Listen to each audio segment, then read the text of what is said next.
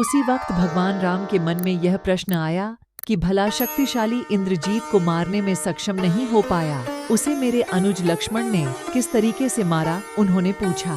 तब अगस्त्य मुनि ने कहा कि रावण और कुंभकर्ण से भी शक्तिशाली इंद्रजीत था, जिसने अंतरिक्ष से भगवान इंद्र को भी युद्ध में हराकर उन्हें बांधकर लंका ले आया था।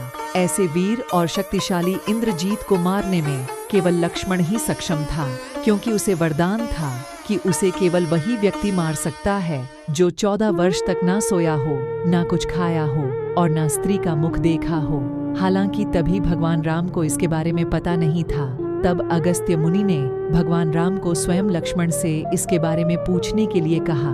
तब लक्ष्मण ने 14 वर्ष तक अपने निंद्रा पर नियंत्रित करने की कहानी भगवान राम को सुनाई, जिसके बाद भगवान राम के मन में 2 और प्रश्न आया कि तुमने 14 वर्ष तक अपने निंद्रा पर नियंत्रण तो कर लिया, परंतु मैं तुम्हें 14 वर्षों में हर दिन तुम्हारे हिस्से का फल फूल खाने के लिए देता था, तो उसके बावजूद भी तुम 14 वर्ष तक भूखे कैसे रहे? तब लक्ष्मण ने बताया कि भैया, आप मुझे मेरे हिस्से का फल फूल देकर चले जाते थे, लेकिन आपने कभी मुझे खाने के लिए नहीं कहा। अब बिना आपकी आज्ञा के मैं उसे कैसे खाता? इसीलिए मैं उसे कुटिया में रख देता था।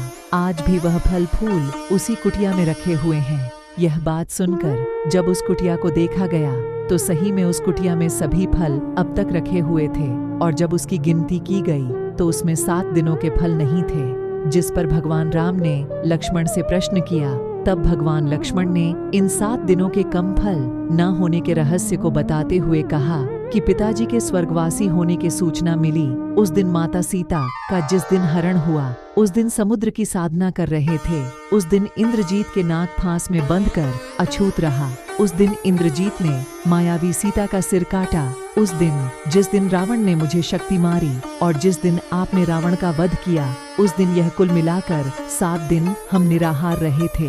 यही कारण है कि इसमें 7 दिनों के फल नहीं है और मैं बिना खाए 14 वर्ष तक जीवित रह पाया था, क्योंकि मैंने गुरु विश्वामित्र से बिना अन्न ग्रहण किए भी जीवित रहने की विद्या ली थी, जिसके कारण मैं अपने भूख पर नियंत्रित कर पाया था।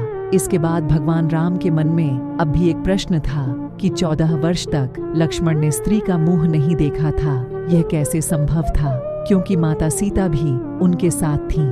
इस प्रश्न पर लक्ष्मण ने कहा कि भैया, क्या आपको याद है कि जब भाभी को तलाशते हुए हम ऋष्यमुख पर्वत पर पहुंचे थे, तब वहां सुग्रीव के द्वारा हमें भाभी के कुछ आभूषण दिखाए गए, जिनमें से मैं केवल उनके पैरों के आभूषण को ही पहचान पाया था। इसके अतिरिक्त मैं किसी भी आभूषण को नहीं पहचान पाया, क्योंकि मैंने भाभी के चरणों के ऊपर कभी देखा ही नहीं था। अब